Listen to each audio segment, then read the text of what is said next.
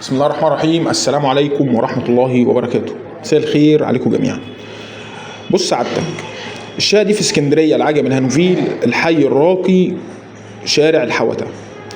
الشقة دي في الدور الأول علوي، الدور الأول علوي مرتفع كمان كان بمقدار الدور الثاني. ده الريسبشن. عندنا الشقة 3 غرف وريسبشن وحمام ومطبخ، عداد كهرباء، عداد ميه، الغاز على باب الشقة. شقة زيرو تشطيب زيرو. عندك الشارع بتاعك ما انتش مجروح خالص. الشارع بتاع الشقة انت اللي كاشف، شمس وهواء، ارضيات بورسلين، حوائط جوتن، زوايا ستانلس ذهبي، بروفايل في السقف، بروفايل في السقف. تعال بقى نخش على غرفة التوزيع، على طرقة التوزيع. هنلاقي عندنا مطبخ وحمام والثلاث غرف مفصولين خالص عن الشقة.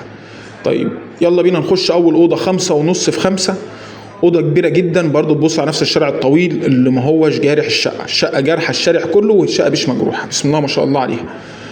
تشطيب عالي، النجاره بتاعت عاليه، الالوميتال بي اس. دي الاوضه الثانيه. الاوضه الثانيه دي تشيل معايا اوضه اطفال مرتاحه.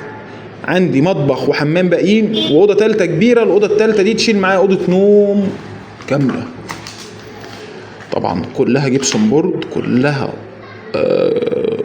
بروفايل. مطبخي كبير يشيل معايا كافه الاجهزه الكهربائيه، ايا كانت الاجهزه الكهربائيه هتتشال معايا. اهم حاجه ما تنساش تعمل لنا لايك، تشترك معانا، تعمل متابعه على القناه عشان يوصلك كل جديد بننزله. واهم حاجه من ده كله، عشان احنا هنقولها بعد ما نتفرج على الحمام الجميل ده، الحمام عندي واسع ويشيل معايا الغساله بتاعتي كمان. اهم حاجه نصلي على النبي. السلام عليكم.